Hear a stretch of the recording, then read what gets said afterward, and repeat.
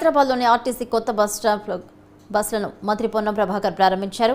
కాంగ్రెస్ ఎన్నికల మేనిఫెస్టోలో భాగంగా కొత్త బస్సులను ప్రయాణికుల కోసం అందుబాటులోకి తీసుకొచ్చామని మంత్రి తెలిపారు.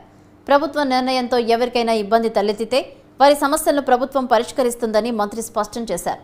ఆర్టీసీ ఫ్రీ జర్నీపై రాజకీయం చేయొద్దని, ఆటో కార్మికుల సమస్యలను పరిష్కరిస్తామని మంత్రి పొన్నం అన్నారు.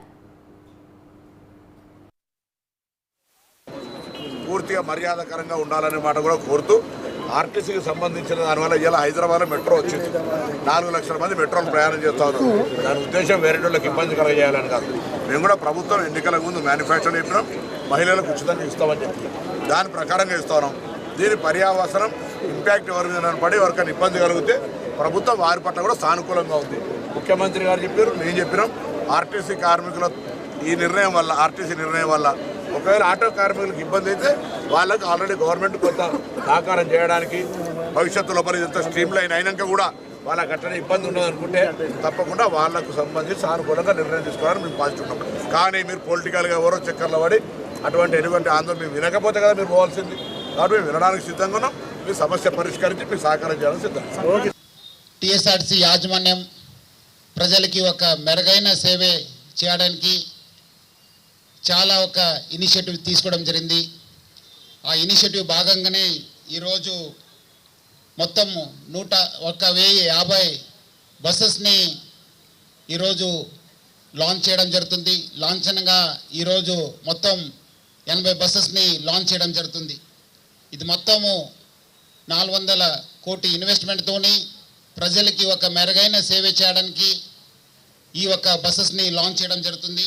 దీంట్లో మొత్తము 400 express buses, 512 Palle Velugu buses, 92 Lahari sleeper come seater buses, 56 AC రాజధాని బస్సెస్ని లాంచ్ చేయడం జరుగుతుంది.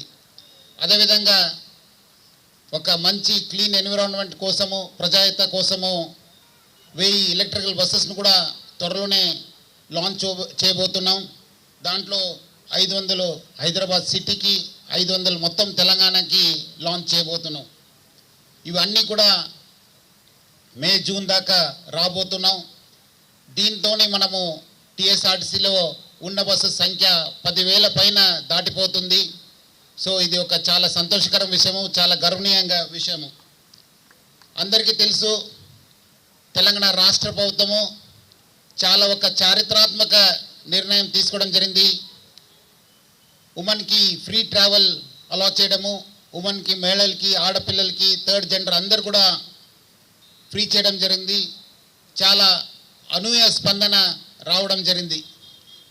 మొత్తము ఈ ఒక 21 రోజులో దాదాపు రోజు 30 లక్షల మంది ప్యాసింజర్స్ ట్రావెల్ చేయబోతున్నారు.